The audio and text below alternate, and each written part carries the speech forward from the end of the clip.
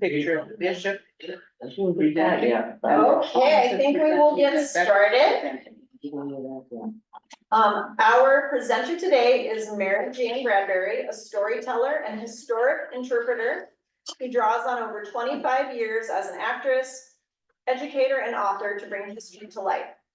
She is a Chautauqua speaker for Humanities Montana and the Colorado Humanities, and has been an artist in residence for the Charles M. Russell Museum in Great Falls, Montana, and the Montana Historical Society. Before leaving Colorado and moving to Montana in 2014, Mary Jane was an interpreter and actor for the Denver Museum of Nature and Science. On to our program. The name Calamity Jane brings to mind an iconic character of the American West. Accounts of Calamity, whose real name was Martha Canary, are legion, and she has achieved a mythical status in the lore of the frontier. She lived and traveled throughout Wyoming, Montana, and the Dakotas during some of the West's wildest days.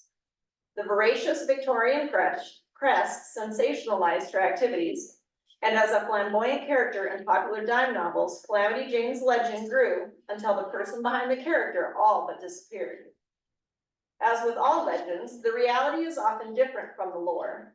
Who better to give us insights about the true story of Madame Dora DuFran, a Black Hills pioneer and close friend of Calamity's. Ms. DuFran built a successful red light business during the rambunctious early days of Deadwood, South Dakota, and has a unique perspective about how wild it really was. Ms. DuFran also knows better than anyone the life of Martha Canary and Calamity Jane, two quite different women, one legendary, one all but forgotten. Of course, Dora DuFran had been gone for many years and can't actually be with us. So engage your imaginations then and drift back to 1932. The Wild West, real or imagined, is all but gone. Untamed frontier boom camps have grown into respectable towns and cities. Automobiles have replaced horses and wagons. Six-shooters are no longer allowed in the streets. What would Dora share with us about her life and the life of her friend Martha, also known as Calamity Jane? Please welcome Dora DuFran.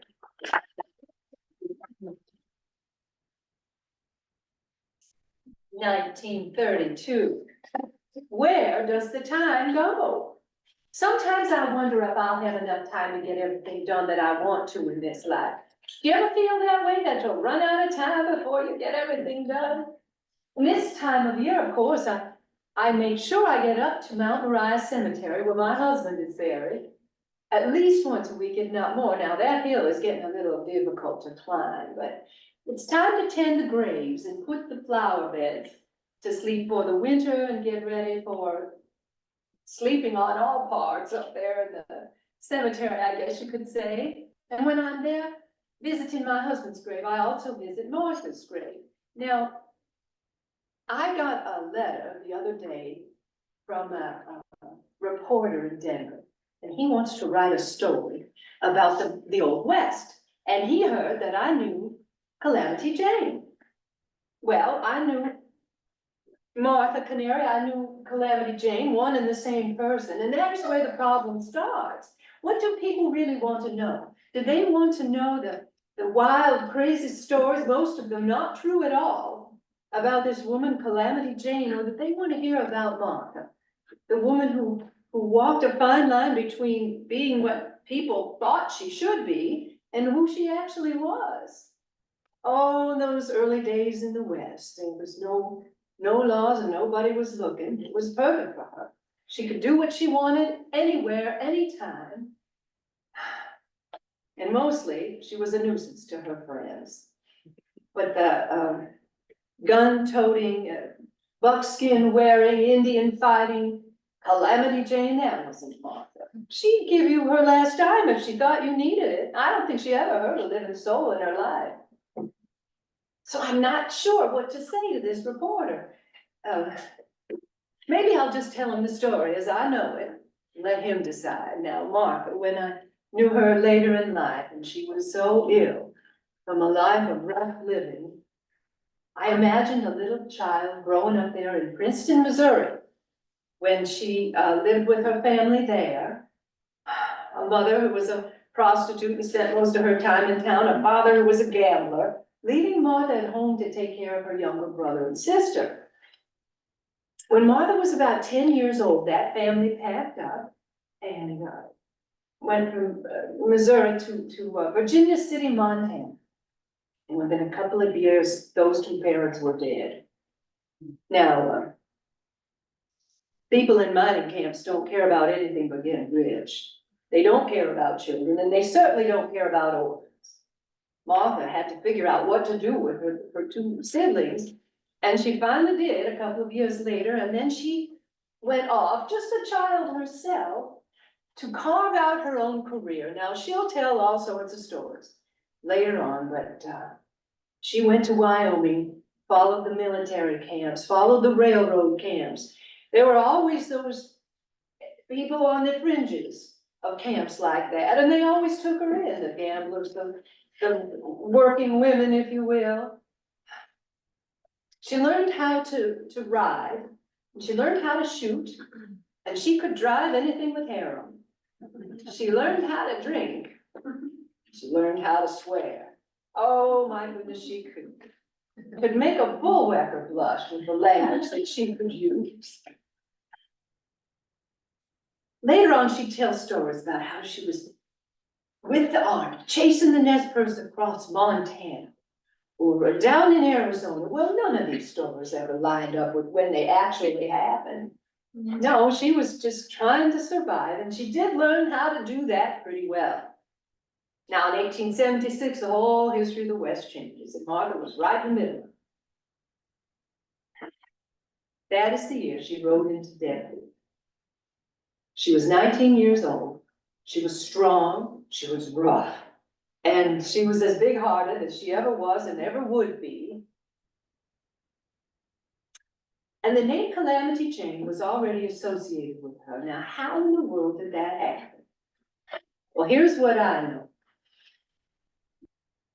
1875, now, gold was known to be discovered in the Black Hills, which was land that belonged to the Indians. The government sent out groups to figure out whether or not there was gold, and of course there was, and then you can't keep people out whether or not there's a treaty protecting the land for the Indians. And people started coming. Well, in the summer of 1875, there was an expedition to the Black Hills. Those expeditions were military in nature, but they also included journalists, newspaper people, you know, and people who make maps and people who study the natural world and such, all sorts of people. Martha had tried to go along on that expedition. She dressed as a soldier and got signed up, and then someone found out she was a woman and they demoted her to cook, but she was still with that group. And there was a journalist along who noticed a woman who was as strong as a man, who could drink and smoke and swear like a man. He never saw anything like it, but he said to himself, now, wouldn't it be a calamity if she were to wander off and get hurt or killed or such? And when he wrote his article for the Chicago paper in the summer of 1875, he added the name Jane to that, a common name for a loose woman, and Calamity Jane appeared in print for the first time. Now, there was no one in the Black Hills that could even come close to resembling the description that he made of this Calamity Jane. It had to be Martha that he was talking about. So the name was attached to her when she rode into Deadwood in 1876. Well, I don't know what you've heard about that, some big fanfare of a caravan entrant. That gulch is no wider than this room. And there were thousands of miners. It had gone from a handful to thousands in one season. People were packed so tight, people and animals, you couldn't get a skinny dog across the street. Mud and muck and manure up to your knees. It certainly wasn't the romantic notion that so many have. The lower part of town was called the Bad. That's where the brothels and the gambling houses and the saloons were all located. And of course, that's where Martha. Those were her people. Those are the people who took her in and raised her. when she was trying to make her way across the country when she was a child. So there she was, Calamity Jane. Now, if that's all the more there was to her, she would have been no more than a local colorful character. Every place in the West has them. Black Hills would have had its Calamity Jane, and that would have been the end of it. Sometimes fate steps in, though, and that newspaper article in the summer of 1875 was read by a lot of people, and one of them was Ed Wheeler, a writer of dime novels. Well, he took a shine to that name, Calamity Jane, and he made her a sidekick of Deadwood Dick. Almost 30 novels of Deadwood Dick and Calamity Jane were now going to flood them all. And oh, wasn't the Calamity Jane in the novels something else? She was bold and beautiful and gracious and of high moral character. She was from a good family in the East and had been spurned by her lover, and she'd come west for a life of adventure. Calamity Jane in the novels rode her unsaddled horse across the prairie, her hair flying out from under her slouched hat, a whoop of joy escaping her lips, a twinkle of excitement in her eye. Now, the Calamity Jane in the novels and the one in Deadwood were two entirely different people. Calamity Jane in Deadwood might have been bold, but she was not gracious or beautiful, and she had no idea of morality. She drank terribly long, and she was known to howl up and down the gulch for hours, even days on end sometimes. And just about the time you wanted to be rid of her, she would do something that no one else had the inclination or the time to do. She would take care of those in need. A year after she came to Deadwood, smallpox came through the gulch. The first 8 men who came down with it were quarantined up on the side of the hill. Nobody would go near those boys. But Martha said, I will. And she rigged up a little system with the people down below. Now, she had a box, and she lowered with a rope, and they would send her food and water and supplies, and her medicines were cream of tartar and Epsom salts. And if a boy died, now, she would wrap him and then lower him down, walk down the hill herself. I don't know if you've ever seen that hill, but it's quite a climb. And she'd take the boy, put him in the grave that the miners had prepared. She only knew one prayer: now I lay me down to sleep. And that was the funeral oration that was preached over those boys. But she only lost 3 of those first 8, and many others, for many reasons, benefited by her nursing and her care over the years. So, no matter what people were thinking about Calamity Jane, she was not following Deadwood Dick through the Black Hills. She was not saving stranded travelers. She was not averting mining disasters. She was like a lot of people in the West, a lot of women who didn't have any opportunities. Now, I came to Deadwood not long after that, and honestly, I set my business up. There's no secret about my business. I was very successful in the red light district. It was the one enterprise in Western towns where there was no prejudice against a woman with ambition. And I didn't want to meet her, though. I thought I'd heard so many stories of how wild she was. I heard her in the streets howling from time to time.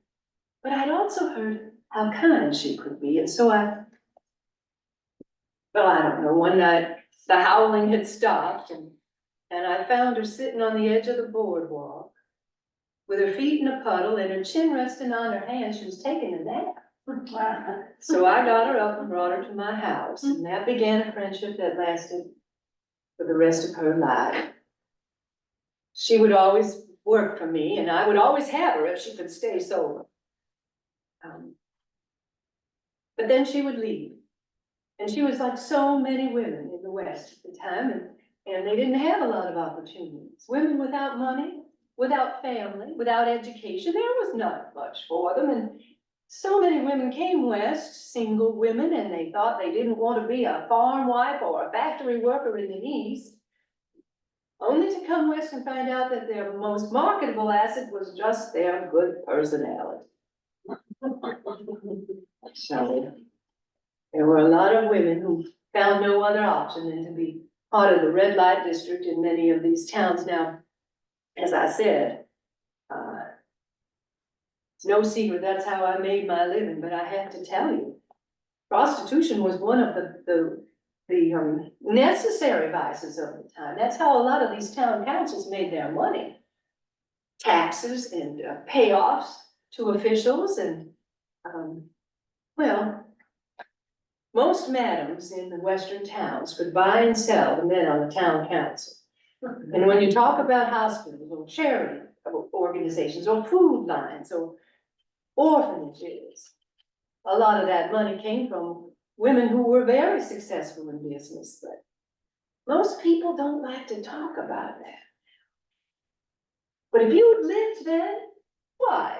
Virtue and vice worked side by side. Everybody was just trying to survive. People don't tell the stories anymore, and some of them are pretty good. Now, a woman I knew of, didn't ever meet her, Jenny Rogers there in Denver. The town council decided that they were going to close down the red light district. There was so much pressure from the very proper people who had begun to move into the western towns. Close down their red light district. Well, they weren't ready to do that because they were getting a lot of money from it, but they decided they would make an effort. So they decided all the women who worked in the red light district would have to wear a little yellow ribbon. And that way, when they would be walking in the streets, people could avoid them, since they would be designated as someone that a virtuous person wouldn't want to associate with. Well, when Jenny Rogers found out about that, she got all her girls and the other girls on Market Street, and it wasn't called Market Street because of the fruit and vegetable statements. She dressed them all in yellow dresses, yellow hats and yellow parasols, and they got into carriages and rode up and down the streets of Denver. Here we are. You want to know where we are? Well, here we are, helping that town council out, right? Wasn't 2 days before the town council took that silly ordinance off the books and had to think of something else. And, well, myself now, I was successful.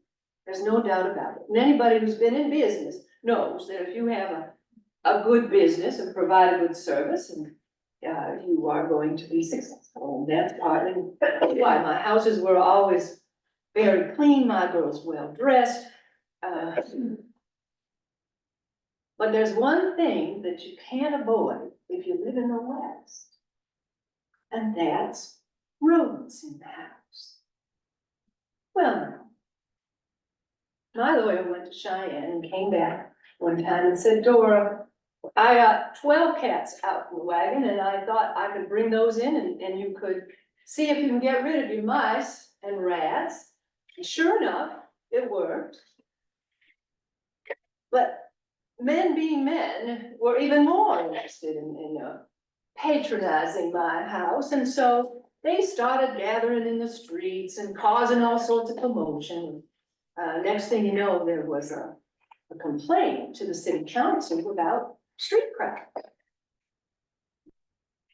So the city council met and said that there could be no houses of prostitution within the city limits. Well, my house is smack dab in the middle of the city limits, and of course, my lawyer went to the council and said, now, Judge, Dora doesn't have a house of ill repute. Dora has a home for cats.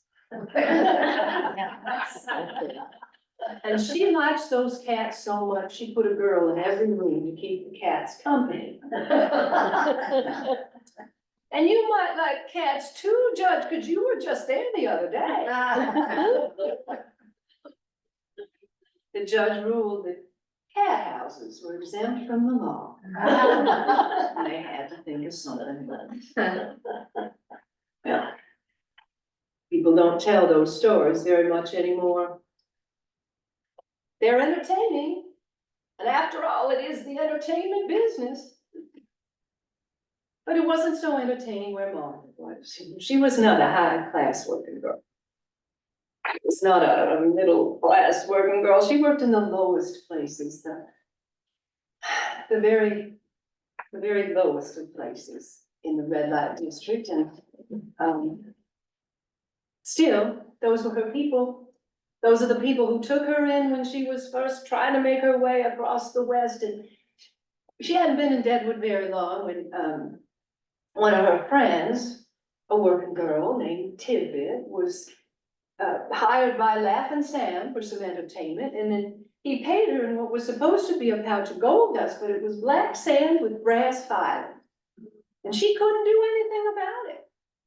But when Martha found out about it, well, she went over to Charlie Utter's store, borrowed his pearl-handled 44s, and went into that gambling house and called Laugh-In Sam out and told everybody in that establishment what he had done to him. And then proceeded to cuss him up one side and down the other like he'd probably never heard before. In the end, Laugh-In Sam had to pay Tidbit two $20 gold pieces. And later when things were not so highfalutin in the West, Martha was standing in a brothel, and a man came in, dead drunk, and he passed out. And he woke up the next morning and he said that $30 was missing, and he knew that Calamity Jane had taken it. Well, Martha was brought before the judge, and the judge said, "Did you take his money?" And she said, "Yes, I did. If I hadn't taken it, somebody else would have." And he said, "Well, what'd you do with the money?" And she said, "Well, I used it to pay the hospital bill for one of the girls who was too sick and too poor to pay it." And then in a moment of frontier justice, the judge looked at the man and said, "If you would quit drinking and stay out of disreputable houses, you wouldn't have to pay other people's hospital bills."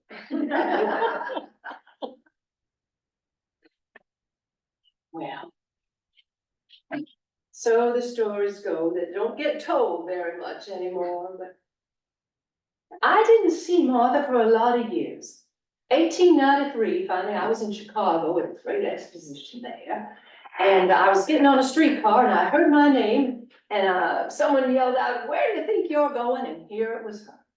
There she was. She had been hired by one of the Midway concessions to get up on the stage, Calamity Jane, the original wild woman of the West, Indian fighter, Army scout. Oh my goodness, she was regaling people with more lies than you could pass before 5 minutes after breakfast. And she was doing okay, but she had a tale of woe by the time I saw her. She said that she'd been doing pretty well, she'd not been drinking. But then one afternoon, a friend of hers from Montana came by with a quart of whiskey. And they had a drink and then another drink, and by the time she went on stage that night, she was a little bit full of not being sober. And she was doing okay, she said, until some old guy in the back, stood up and yelled, "That ain't Calamity Jane, that's a fake." Well, she pulled out those 44s, running down the aisle towards him, shooting and hollering and yelling, "I'm the real Calamity Jane. I'm a howling coyote from Bitter Creek, and the further up the creek, the bitterer it gets, and I'm from the head end. Now you apologize before I shoot your toes off," and then she kept shooting. He apologized. Anybody else who might have thought that she wasn't the real Calamity Jane didn't speak up, but that was a little too much for the tender feet of Chicago. So she was fired, and then when I saw her, she was getting ready to come back out west. Come back out west. Saw her a couple of years later, 1895, in Deadwood. She hadn't been there for years. And anybody expecting buckskins and bravado didn't get it. She was wearing a little calico dress, a little hat that had seen better days, and she had a little girl with her. She said that it was her daughter. She was going to come back to Deadwood and get a proper job, be respectable, and get that child into the convent school over in Sturgis. Well, we were happy to see her. We welcomed her with open arms. And they held a fundraiser for her at one of the saloons down in the Badlands. And it was very successful. But they had the poor decision to give her the money that night. And she had a round of drinks for herself and her friends, and then she had another round of drinks for herself and her friends, and by morning, there was barely enough to put the child into the school, which she did. And then she headed off, the Cole and Middleton Wild West show. Oh, in those days, people couldn't get enough of the West, whether it was the truth or not. Wild West shows toured the country, full of antics and storytelling that may or may not, mostly not ever have happened. People couldn't get enough of her, but she hated those. She said, I'm one of the people who helped keep the West wild. Why should I get up on a stage and dance around for a bunch of dudes who have no idea what this place was? I think it was breaking her heart. The West was changing. The towns were getting civilized. They didn't want her anymore. Where she might come into town on a Saturday night and have a grand time, and it would make the papers the next morning and everyone was entertained. Now she'd come into town, get drunk, and a delivery wagon would show up at the saloon. They'd toss her in there, take her to the rail yard, throw her onto a boxcar, and wherever she woke up, she just started over. There just wasn't a place for her anymore, and she couldn't change. She couldn't change. So he came back to Deadwood for the last time in 1903. 1903, my goodness, such a long time ago. I must be getting old. The years had taken a toll on her. She was dressed in a shabby dress. She had a small little satchel with a few trinkets, a few belongings. But she was still Calamity Jane. She made the rounds of Deadwood and Lead, and then she came up to Belpouche. Now that's where I had one of my most successful houses. Diddling Doras, drinking, dining, and dancing. And I hired her. She's a good cook. As long as she could stay sober, I always had an agreement with her, I'd hire her. And she made it for about 6 weeks before she started drinking again, and then she was on. Last time I saw her, she was sitting behind a cowboy on the back of a horse, galloping over a hill, whooping and hollering. On the end, she went to Sturgis and then she came back. She was on her way back to Deadwood when she collapsed, and they took her to a little hotel in Terry. And the hotel owner's wife did the best she could for her, but it was too late.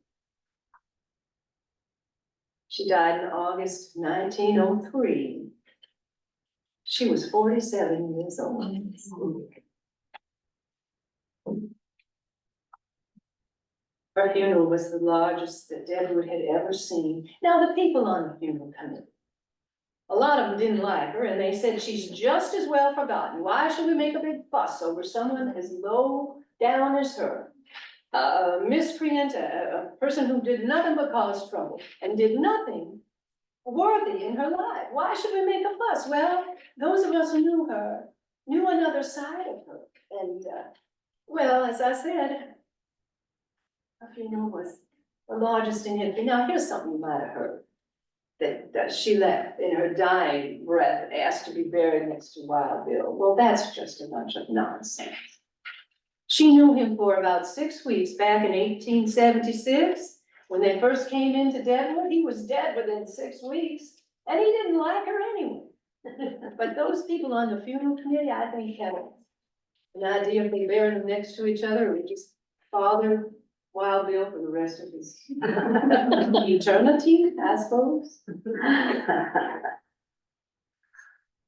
Not long before she died, we were talking, one of her visits there, when she was working for me at Belcushion, and she said, Dora, I can't think of a person who would plant a cactus on my grave. And I told her that if I outlived her, that I would plant flowers. And I do, and she sleeps beneath a stone and a stone vase that I have set there, but I'm not the only one that brings flowers. In the springtime, her grave is covered with flowers and color, and people visit, and I hope somewhere, wherever she is, she knows that. Why has her legend lasted so long? Calamity Jane. Who would want to be Martha Canary? Martha Canary lived a terrible life, taken up with men, being drunk most of the time, sleeping in barns, sleeping in fields, sleeping off vendors, going to saloons and telling her lies so that people could buy her more drinks so she could get worse drunk. Who would want to be that? Calamity Jane. Calamity Jane. Women stuffed in corsets, stuffed in parlors, stuffed inside of rules about what they can and cannot do. Martha didn't do any of that. She made her own rules. She lived her life like she wanted to. Now tell me a woman who doesn't have a moment where she thinks that might be a good way to live her life. Remember, Calamity Jane rose her unsaddled horse over the prairie, her hair flying out from under her slouched hat, a whoop of joy escaping her lips in a twinkle of excitement. Things are supposed to change now. Of course, 1932, here we are. Women have the vote. They very much wanted the vote. Well, all this talk of women's rights, women have rights, they just have to take them. But we're not going to get any more opportunities for women until I say we're always 6 inches away from getting what we want, and it's the 6 inches between people's ears. We've got to change people's minds. And if you don't change people's minds, not only the way women are treated by others, but women themselves have to believe that they have value and they have to make a difference on their own. I don't know if things will change. I don't know. I don't have a crystal ball. In the press, they call the red light district the most tawdry and distasteful part of the sporting business. Well, I'll tell you what, the press is a worse tawdry and distasteful business. The way they hounded her, the way they wrote just as many lies about her as she told. And when she tried to change, the press would come right after her and egg her on back into doing what it was that everyone expected. She knew it. She told a friend of ours, Teddy Blue Abbott, old cowboy friend, she said, Teddy, why can't they leave me alone and let me go to hell my own way?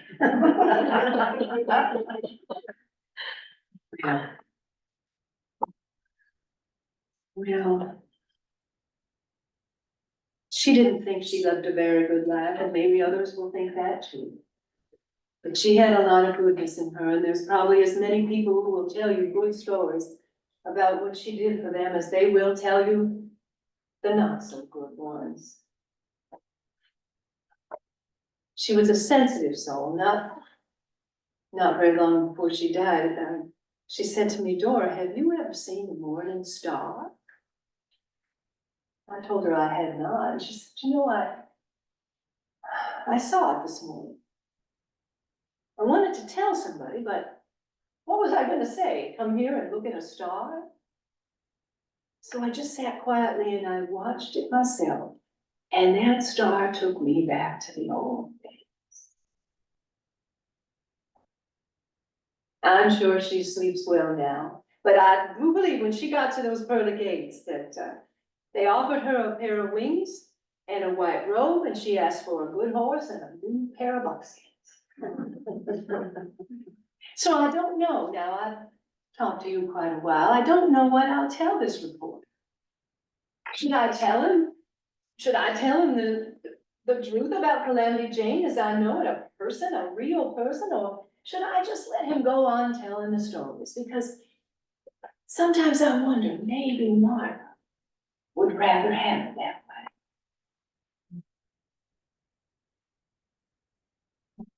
Well, thank you.